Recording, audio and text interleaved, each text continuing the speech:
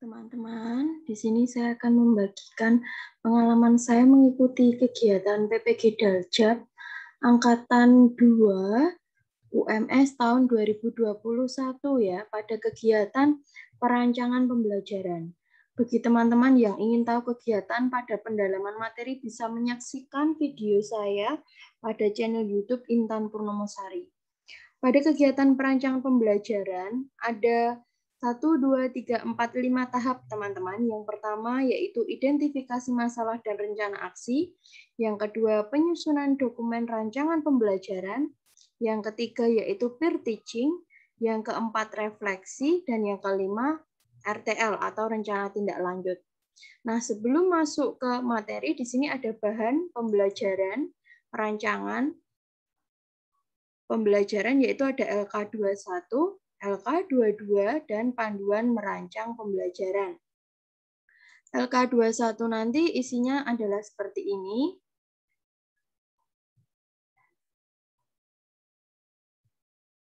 LK21 berisi format identifikasi masalah, ya. Kemudian nanti saya lanjutkan lagi untuk kegiatannya. Pada LK21 di sini berisi seperti ini, teman-teman. Jadi ada data observasi yang telah dilakukan oleh guru, kemudian identifikasi masalah yang ada, dan rumusan masalahnya apa, dan rencana aksi atau solusinya apa. Di sini sudah ada keterangannya. Jadi data hasil observasi itu apa? Data hasil observasi itu merupakan kumpulan data hasil observasi terhadap permasalahan pembelajaran di sekolah, baik berupa data kualitatif maupun kuantitatif. Maksudnya di sini adalah guru melakukan refleksi diri dan melihat data-data yang ada. Misalnya, pada kelas 2, katakanlah, pembelajaran perkalian ini ternyata menghasilkan nilai yang banyak yang di bawah KKM. Berarti di sini data hasil observasinya adalah data kuantitatif. Sedangkan data kualitatif dapat dilihat misalnya dari jurnal observasi harian guru, terlihat peserta kurang bersemangat, misalnya seperti itu.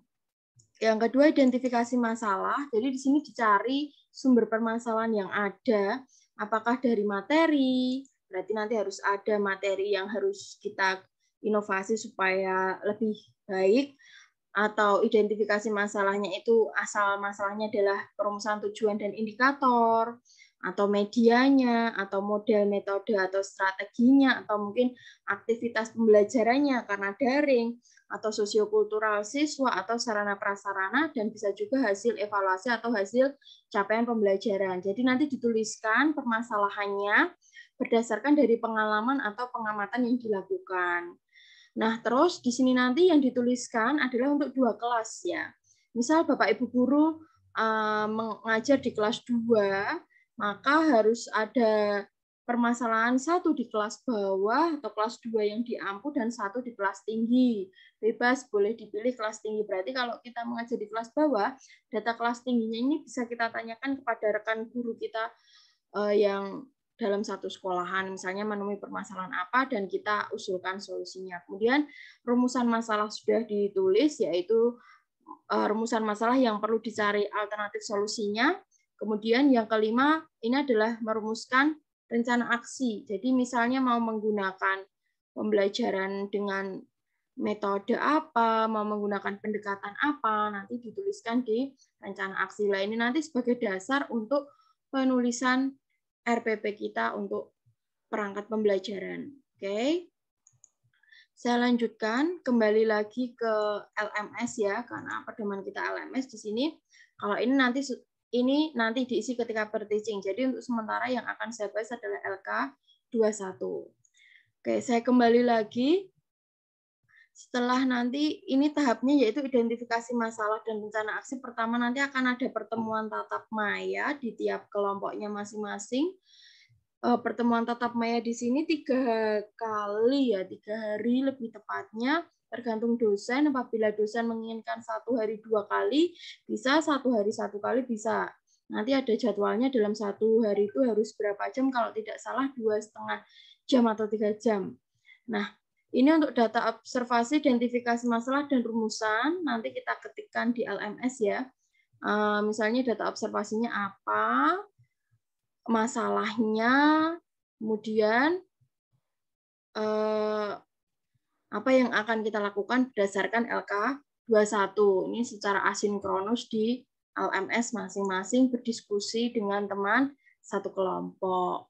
Kemudian setelah itu, setelah kita tetapkan masalah, kita rumuskan alternatif solusi. Di sini juga melalui LMS secara asinkronus, selain tadi sinkronus melalui Google Meet dengan dosen, kita juga melakukan secara asinkronus, yaitu diskusi dengan teman satu kelompok tentang hal apa yang akan kita lakukan untuk kita gunakan sebagai solusi atas permasalahan kita. Nah, setelah itu rencana aksi. Nah, ini nanti sebagai dasar untuk kita menulis 3 perangkat pembelajaran. Jadi nanti yang harus dibuat teman-teman itu tidak hanya 1, tapi 3 perangkat pembelajaran, di mana dalam 1 perangkat itu ada 5 cakupan. Nanti akan saya jelaskan lagi. Nah, ini sudah ya rencana aksi atau solusi ya. Kemudian setelah selesai, pertemuan 3 hari tatap maya harus diunggah sebagai hasil identifikasi masalah dan rencana aksi berupa LK 2.1 yang sudah kita kerjakan. Kemudian dosen akan menilai hasil pekerjaan kita. Setelah selesai, teman-teman sampai dengan 3A ya nih, identifikasi masalah dan rencana aksi, dilanjutkan dengan 3B, penyusunan dokumen rancangan pembelajaran. Nah, di sini dalam 1 perangkat pembelajaran itu waktunya hanya 2 hari, di mana nanti sudah ada poin-poinnya di sini tentang yang harus kita lakukan. Ada analisis SKL KIKD-nya, kemudian merumuskan IPK dan tujuan. Ini sebagai kunci utama ya teman-teman. Jadi IPK dan tujuan itu dasar utama kita dalam membuat perangkat pembelajaran.